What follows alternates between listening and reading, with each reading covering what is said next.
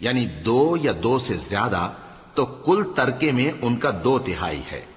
اور اگر صرف ایک لڑکی ہو تو اس کا نصف ہے، اور میت کے ماں باپ کا یعنی دونوں میں سے ہر ایک کا ترکے میں 6واں حصہ ہے، بشرطے کہ میت کی اولاد ہو، اور اگر اولاد نہ ہو اور صرف ماں باپ ہی اس کے وارث ہوں تو 1/3 ماں کا حصہ ہے، اور اگر میت کے بھائی بھی ہوں تو ماں کا 6واں حصہ ہوگا۔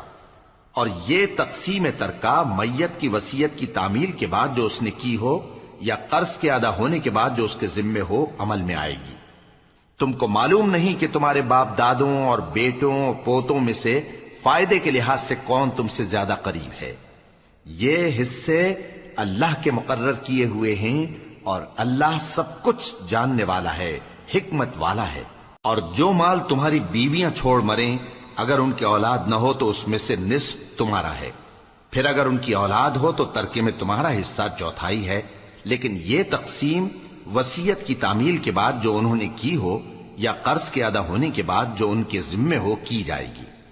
اور جو مال تم مرد چھوڑ مرو، اگر تمہاری اولاد نہ ہو تو تمہاری بیویوں کا اس میں 1/4 حصہ ہے، پھر اگر تمہاری اولاد ہو تو ان کا 8واں حصہ ہے۔ یہ حصے تمہاری وصیت کی تعمیل کے بعد جو تم نے کی ہو اور ادائے قرض کے بعد تقسیم کیے جائیں گے۔ اور اگر ایسے مرد یا عورت کی میراث ہو جس کے نہ باپ ہو نہ بیٹا مگر اس کے بھائی یا بہن ہو،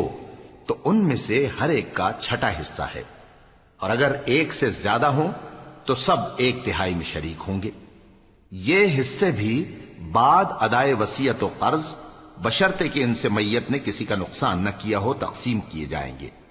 یہ اللہ کا فرمان ہے، اور اللہ نہایت علم والا ہے، بردبار ہے۔ یہ تمام احکام اللہ کی حدیں ہیں، اور جو شخص اللہ اور اس کے پیغمبر کی فرما برداری کرے گا اللہ اس کو بہشتوں میں داخل کرے گا جن میں نہریں بہ رہی ہیں، وہ ان میں ہمیشہ رہیں گے، اور یہ بڑی کامیابی ہے۔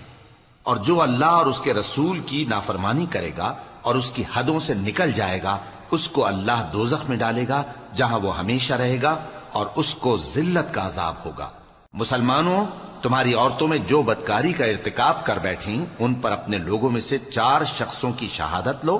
اگر وہ ان کی بدکاری کی گواہی دیں تو ان عورتوں کو گھروں میں بند رکھو یہاں تک کہ موت ان کا کام تمام کر دے، یا اللہ ان کے لیے کوئی اور سبیل پیدا کرے۔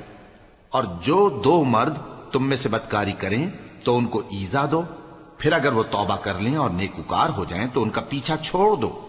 بے شک اللہ توبہ قبول کرنے والا ہے، مہربان ہے۔ اللہ انہی لوگوں کی توبہ